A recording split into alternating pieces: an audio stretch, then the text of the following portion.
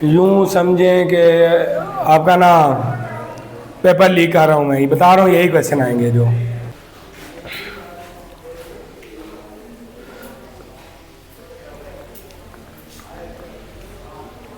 SSC 1 किसको बोलते हैं? 9th को। SSC 1 किसको बोलते हैं? 9th को। बेटा आपका पेपर पैटर्न ये होता है कि इसके में टोटल 75 मार्क्स का पेपर होता है। 15 मार्क्स का आपका MCQs होते हैं जो कि बुक के एंड में से भी आते हैं और उसके क्या नाम है डेफिनेशन में से भी आते हैं, ठीक है। और प्लस उसके बाद आपके क्वेश्चन होते हैं शार्ट आपने करने होते हैं 9 और 9 4 36 मार्क्स होते हैं। 9 4 36 मार्क्स के शार्ट क्वेश्चन है। अब हर शार्ट क्वेश्चन में आर का ऑप्शन होता है। हर शार्ट क्वेश्चन में किसका ऑप्शन होता है? आर का ऑप्शन होता है। उसके बाद आपके आते हैं लॉन्ग क्वेश्चन।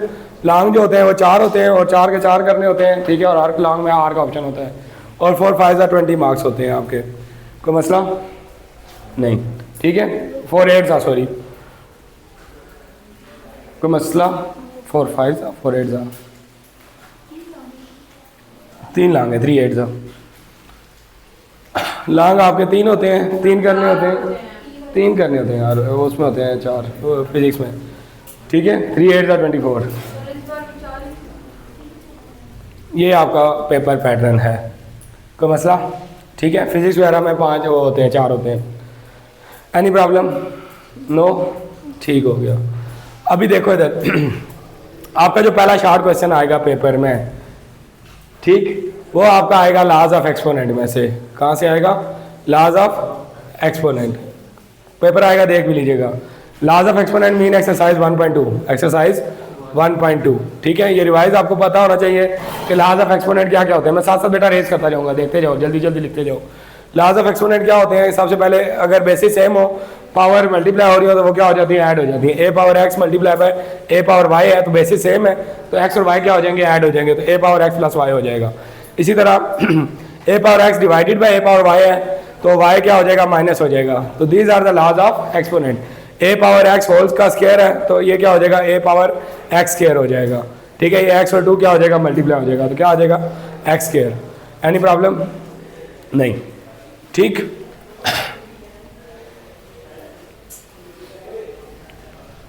पावर्स क्या होती हैं? मल्टीप्लाई हो जाती हैं। एक्स और 2 मल्टीप्लाई होकर क्या हो जाएगा?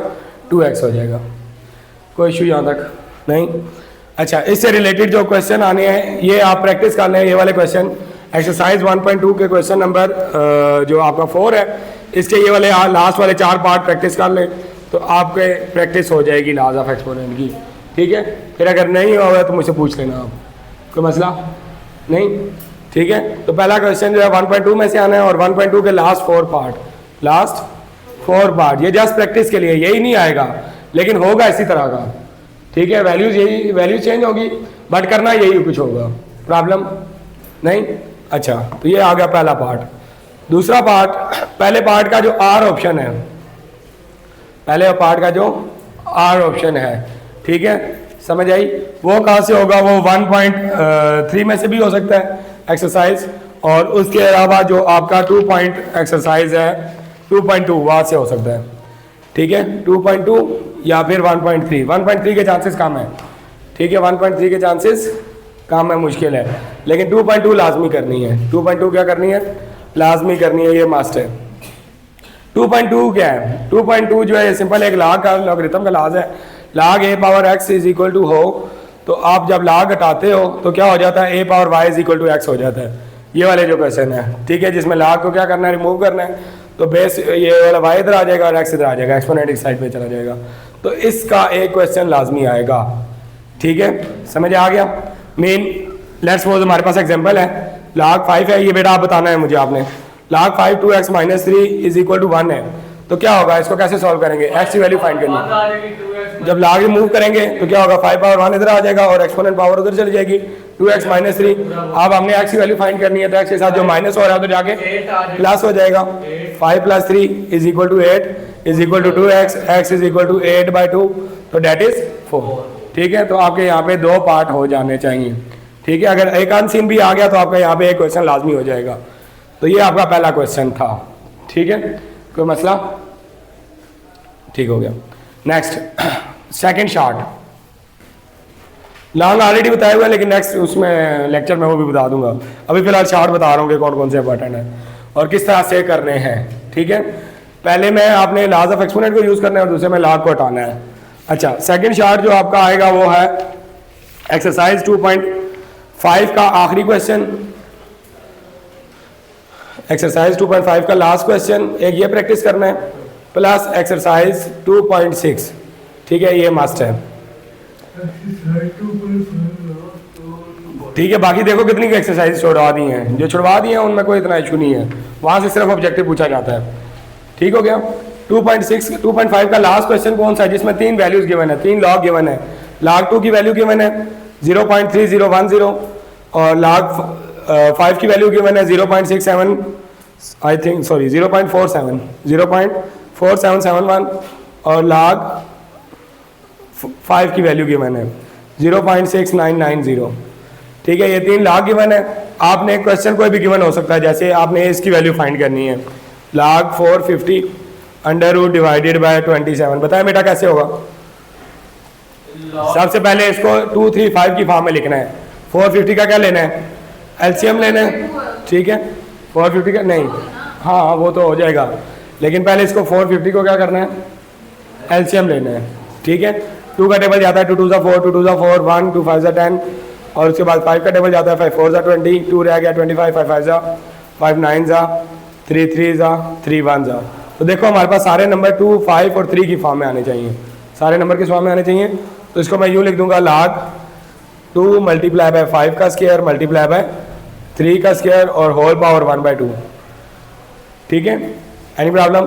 और 27 का जब आप लोगे एलसीएम लोगे तो आपके पास 3 क्यूब आ जाएगा। ठीक है, तो 3 पावर 3 होल पावर 1/2। ठीक हो गया। फिर उसके बाद लाज ऑफ लॉगरिथम यूज़ करने हैं। लॉगरिथम के लाज क्या होते हैं कि जो पावर होती है वो क्या हो जाती है? शुरू में आ जाती है, पहले आ जाती है 1/2 log, जो बेसिस होती है वो क्या हो जाती हैं? ऐड हो जाती हैं। ठीक है, 1/2 log 2 plus 2 log 5 plus 2 log 3 और उसके बाद माइनस 1/2 log 3 log 1/2 ब्रैकेट में आ जाएगा। ठीक है, ठीक है, 3 पहले 3 log 3 कोई मसला? ठीक है बेटा, ये 1/2 बाहर गया है और 3 बाहर गया है। ठीक हो गया, 3/2 यूँ समझ लें। Any problem? ठीक है, बाकी जस्ट ये log की वैल्यूज पुट करनी है। यहाँ से देखें log 2 की वैल्यू क्या है? 0.3010। यहाँ से देख के log की वैल्यूज पुट करनी है और प्लस करके एंड पे डिवाइड मल्टीप्लाई जो भी है। Any problem? नहीं। अगर ये आ गया तो वैसे इसके चांसेस कम है, ज़्यादा चांसेस किसके हैं? 2.6 के हैं। ज़्यादा चांसेस किसके हैं? 2.6 मस्ट है। अच्छा बेटा, ये जो बातें कर रहा था ना मैं, ये यहाँ से आएगा, ये क्वेश्चन ये आएगा साइज 2.6, ये मस्ट है। ठीक है, इसमें से मस्ट क्वेश्चन आएगा। ठीक हो गया।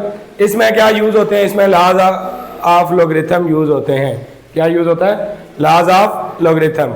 और लॉज ऑफ लॉगरिथम क्या क्या थे? लॉग में अगर 2 वैल्यूज मल्टीप्लाई हो रही हो तो क्या हो जाती हैं? प्लस हो जाती हैं। लॉग में अगर 2 वैल्यूज डिवाइड हो रही हो तो क्या हो जाती है? माइनस हो जाती है। पावर हो तो क्या होती है? शुरू में आ जाती है। इसमें जो भी क्वेश्चन आएगा सबसे पहले आपने उसको एक्स से इक्वल ऐड कर लेना है।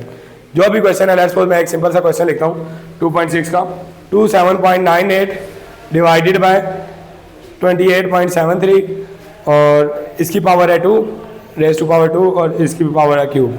ठीक है, जो भी क्वेश्चन है फर्स्ट ऑफ ऑल आपने उसको क्या करना है? एक्स के इक्वल ऐड करना है। नेक्स्ट स्टेप क्या है?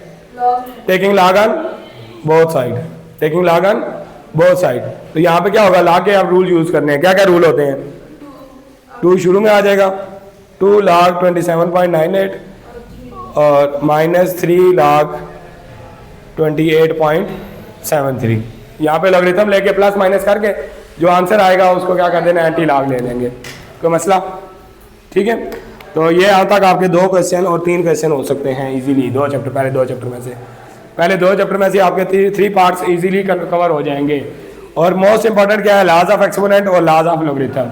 लॉज ऑफ एक्सपोनेंट और लॉज ऑफ लॉगरिथम। अब चैप्टर नंबर 4 इतना इंपॉर्टेंट है कि इसमें से 2 शॉर्ट और 1 लॉन्ग लाजमी आते हैं। ठीक है, 2 शॉर्ट क्वेश्चन आएंगे लाजमी प्लस 1 लॉन्ग क्वेश्चन आएगा। ठीक, ये चैप्टर नंबर 4 इतना इंपॉर्टेंट है। ठीक है, इसका मतलब 8 और 4 12, 12 और 4 16, 16 17 नंबर इस चैप्टर में से हैं। ठीक हो गया। अब इसमें जो लॉन्ग आता है वो लास्ट 2 एक्सरसाइजेज में से आता है, 4.6 और 4.7 में से। 4.6 का मतलब होता है ये एलसीएम एचसीएफ फाइंड करना होता है, ठीक है, या फिर वो स्क्वायर रूट फाइंड करना होता है, तो ये लॉन्ग क्वेश्चन में होता है। ठीक है, तो 4 चैप्टर में से, अभी तक लॉन्ग पहले पिछले किसी चैप्टर में से नहीं बताया था, लेकिन 4 चैप्टर में से मार्क्स लॉन्ग आता होता है। ठीक है, समझ आ गया। तो 4.67 में से बाकी जो इसकी एक्सरसाइजेज हैं 4.12, तो 4.1 जो है वही आगे 4.2 में यूज़ होती है, इसलिए 4.2 इंपॉर्टेंट है। ठीक है, तो क्वेश्चन नंबर 4 का जो पहला पार्ट आएगा शार्ट क्वेश्चन का वो 4.2 में से आएगा। ठीक है, और 4.2 में टाइप्स हैं, 4.2 में क्या है, टाइप्स हैं कि किस टाइप का क्वेश्चन किस तरह से सॉल्व होता है, मतलब डिफरेंट फार्मूलाज हैं, ठीक है, आइडेंटिटीज हैं, तो वो यूज़ करके हमने क्वेश्चन को सॉल्व करना होता है। तो इसमें ये जो इंपॉर्टेंट टाइप्स हैं, ये इस तरह के जो क्वेश्चन है ना, ये इंपॉर्टेंट है। x-5 multiply by x-6 multiply by x+3 multiply by x+2 plus 12 is equal to, इसको फैक्टराइज करना है। ठीक है, तो पहले आपने देखना है कि दोनों जो सेम है वो अलग अलग करने हैं। जैसे 5 - 3 2 होता है, तो जो जो आपने नंबर प्लस माइनस करके जो इस तरह के क्वेश्चन है 4.2 के वो इंपॉर्टेंट है। ठीक हो गया, लास्ट वाले जो पार्ट्स हैं कोई बड़ा प्रॉब्लम। तो जो अगला पार्ट है वो है आपका एक्सरसाइज 4.4 में से, 3 भी नहीं 4.4, जो सिंपल एचसीएफ एलसीएम है। ठीक है, तो इसका मतलब 4 चैप्टर की 4 एक्सरसाइजेज लाजमी करनी है। ठीक है, और उनके भी 4.2 के एंड वाले क्वेश्चन ये वाले इस तरह के, और 4.4 के आखिरी जो क्वेश्चन है एलसीएम एचसीएफ के ड्यूएन मेथड या दूसरा मेथड फॉलोइंग एक्सप्रेशन। ठीक है, उन दोनों में से तो ये 2 क्वेश्चन इंपॉर्टेंट है, यहाँ से 2 शार्ट आएंगे। ठीक हो गया। उसके बाद नेक्स्ट आ जाए 4.5। 4.5 में एक फार्मूला है, और वो फार्मूला क्या होता है कि एलसीएम मल्टीप्लाई बाय एचसीएफ जो होता है वो किसके इक्वल होता है बेटा, वो इक्वल होता है P of x multiply bye Q of x. ठीक है, जो 2 आपके पास नंबर होते हैं या 2 वैल्यूज गिवन होती हैं, और इनमें से 3 वैल्यूज गिवन होती है, एक फाइंड करनी होती है। 3 वैल्यूज गिवन होती है और एक फाइंड करनी होती है। ठीक है, जैसे लेट्स सपोज आपके पास गिवन है जी the product of 2 polynomial, 2 polynomial का प्रोडक्ट ये है, एलसीएम ये है, एचसीएफ फाइंड करें। ठीक है, तो इसके भी पहला क्वेश्चन एक कर लें और सेकंड फर्स्ट 3 कर लें, तो ये हो जाएगा। ये कौन सी एक्सरसाइज थी 4.5। 4.5 के फर्स्ट 3 करने हैं, 4.2 और 4 के लास्ट 3 करने हैं। ठीक है, तो ये आपकी प्रैक्टिस 4 चैप्टर क्लियर हो जाएगा। ठीक है, कोई मसला लॉन्ग में फिर मैं आगे समझा दूंगा कि स्क्वायर रूट कैसे ऑलरेडी आता है, हमें स्क्वायर रूट कैसे फाइंड करते हैं, वो डिवीजन मेथड वाला। ठीक है, तो यहाँ पे हमारे 4 शार्ट कंप्लीट हो चुके हैं। कितने शार्ट क्वेश्चन कंप्लीट हो चुके हैं? 4। ठीक है, और उसके बाद जो 5वां शार्ट है उसमें भी 4 चैप्टर का ही पार्ट आएगा। 5वें शार्ट में भी कौन सा क्वेश्चन होगा? चैप्टर 4 में से आएगा जो 5वां शार्ट है। ठीक है, एक पार्ट चैप्टर 4 में से होगा, इन्हीं एक्सरसाइज में से होगा, और नेक्स्ट पार्ट जो होगा वो उसका वो होगा चैप्टर नंबर 5 में से। चैप्टर 5 की 4 एक्सरसाइजेज हैं। चैप्टर 5 जो होता है ये अनप्रेडिक्टेबल है, इसमें से कोई भी समझ नहीं आती हमें, कोई भी क्वेश्चन आ सकता है, कभी 5.1 से ले लेगा, है ये इजी है। ठीक है, चैप्टर 5 कौन सा आपका लीनियर इक्वेशन है ना, तो या वो लीनियर इक्वेशन आ जाती है, या फिर वो लीनियर इनइक्वालिटी आ जाती है, या फिर ये रेडिकल इक्वेशन आ जाती है, या फिर वो मॉड वाले क्वेश्चन आ जाते हैं। ठीक है, तो ये अनप्रेडिक्टेबल है, लेकिन इसमें इंपॉर्टेंट मैं ये बताता होता हूँ कि हर एक्सरसाइज के लास्ट 4 क्वेश्चन कर लें। ठीक है, समझ आ गया, यानी कि 5.1 के भी लास्ट 4 पार्ट कर लें, 2 क्वेश्चन आपके आराम से हो जाएंगे। 5.2 के भी लास्ट 4 पार्ट कर लें, 5.3 के भी लास्ट 4 पार्ट कर लें। ठीक है, और 5.4 के भी लास्ट 4 पार्ट कर लें। समझ आ गया कोई मसला? तो यहाँ तक आपके 5 क्वेश्चन कंप्लीट हो जाएंगे। कितने क्वेश्चन हो गए हैं? 5 शार्ट हो चुके हैं। ठीक है, छठा शार्ट, शार्ट नंबर 6 जो कंफर्म है, वो कंफर्म ये है कि आपकी 6.4 में से ही ये क्वेश्चन आना है। ठीक है, 4 तरह के क्वेश्चन है जो कि पूछे जाएंगे। एक लॉन्ग में आएगा, जो लॉन्ग में आएगा वो कंफर्म है 6.6 में से है। ठीक है, जिसमें साइन टेन इस तरह की डबल ट्रायंगल बनती है, और डबल ट्रायंगल बन के हमने क्या करता है, बेस गिवन होती है perpendicular, tan theta formula use होता है। ये कंफर्म है। एक लॉन्ग क्वेश्चन यहाँ से भी आएगा। अभी तक 2 लॉन्ग बता दिए, एक लॉन्ग 4 चैप्टर में से और एक लॉन्ग 6 चैप्टर में से।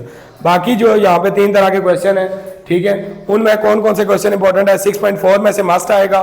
ठीक है, जिसमें ट्रिग्नोमेट्रिक फार्मूले यूज होंगे, sine square plus cos square is equal to 1। ठीक है, सीकेंड थीटा जिसमें वैल्यूज पुट करते हैं।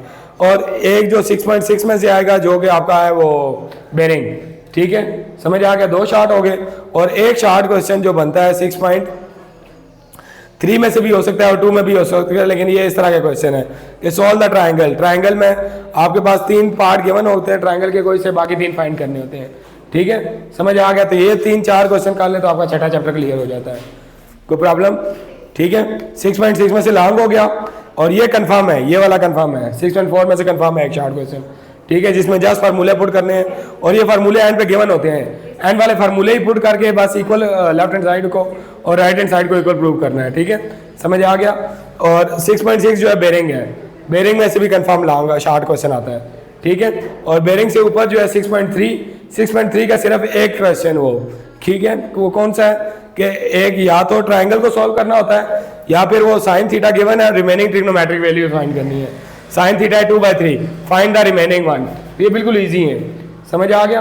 तो अभी इसमें से देखो मैंने 2-3 तरह के क्वेश्चन छुड़वा भी दिए हैं। कौन कौन से छुड़वा दिए हैं?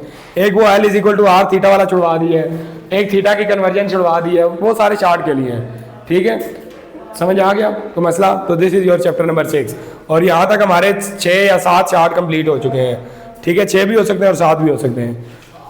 7वां शार्ट क्वेश्चन, कोई प्रॉब्लम?